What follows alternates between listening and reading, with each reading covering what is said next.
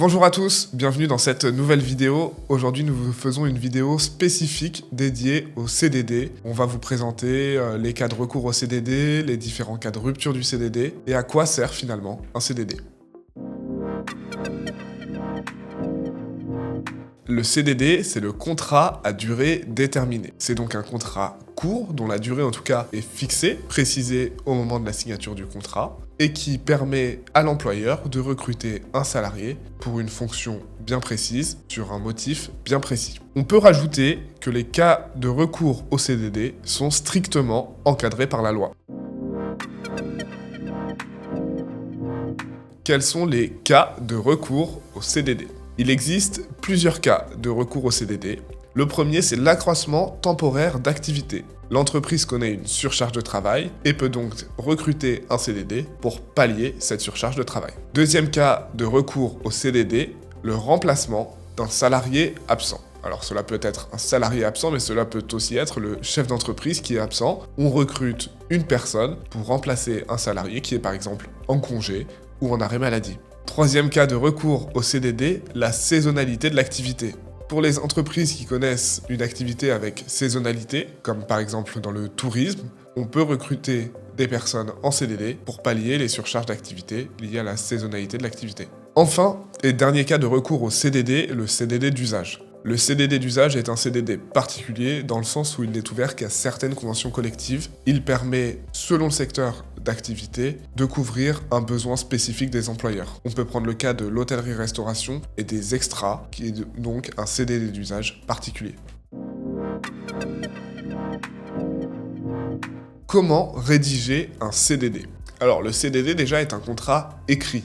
Il ne se présume pas, on ne fait pas de contrat, on retient que c'est un CDI, on ne retiendra jamais que c'est un CDD. Il faut donc écrire le contrat. Le contrat doit donc comporter un certain nombre de clauses. Parmi celles qui se distinguent du CDI, on a l'objet du contrat. On doit donc préciser dans l'objet pourquoi on a souscrit un CDD, quelles sont les raisons qui nous amènent à faire un CDD. Lorsqu'on a une augmentation temporaire de l'activité, eh bien on écrit dans le contrat qu'il y a une augmentation temporaire de l'activité pour telle et telle raison, et donc on justifie le fait de recourir au CDD. Deuxième différence par rapport au CDI, la durée du contrat. Il convient de préciser dans le CDD, le contrat à durée déterminée, la durée du contrat et l'échéance du contrat, c'est-à-dire la date à laquelle se termine le contrat.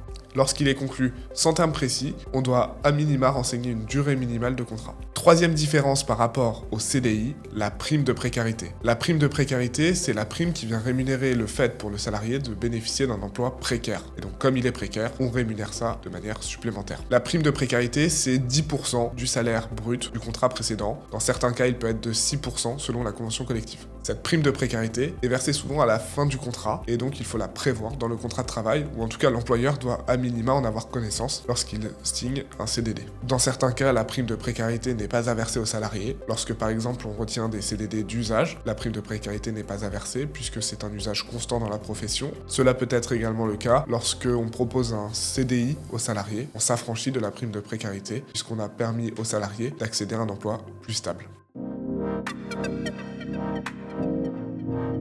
Quelle est la durée maximale du CDD ? La durée maximale du CDD est de 18 mois, renouvellement inclus. Il est possible de renouveler une fois ou deux le CDD lorsque le motif de recours persiste dans le temps. Prends exemple. Une entreprise a un pic d'activité qui l'a conduit à recourir à un CDD pendant 3 mois. Mais l'entreprise se rend compte que les 3 mois ne seront pas suffisants et qu'il en faut en fait 6. L'entreprise peut donc proposer aux salariés un CDD ou un renouvellement de CDD sur 3 mois supplémentaires. Comment fonctionne la période d'essai d'un CDD ? Comme il s'agit d'un contrat court, en tout cas plus court que le CDI, les règles liées à la période d'essai ont été adaptées. Ainsi, pour un contrat qui est d'une durée inférieure à 6 mois, la période d'essai ne peut pas excéder 1 jour par semaine dans la limite de 15 jours. Et lorsque le CDD est conclu pour une durée supérieure à 6 mois, alors la période d'essai est d'1 mois. Dans un CDD, la période d'essai ne peut pas être renouvelée. C'est une nuance très importante avec le CDI. Enfin, en cas de rupture de la période d'essai, les délais de prévenance ont également été adaptés.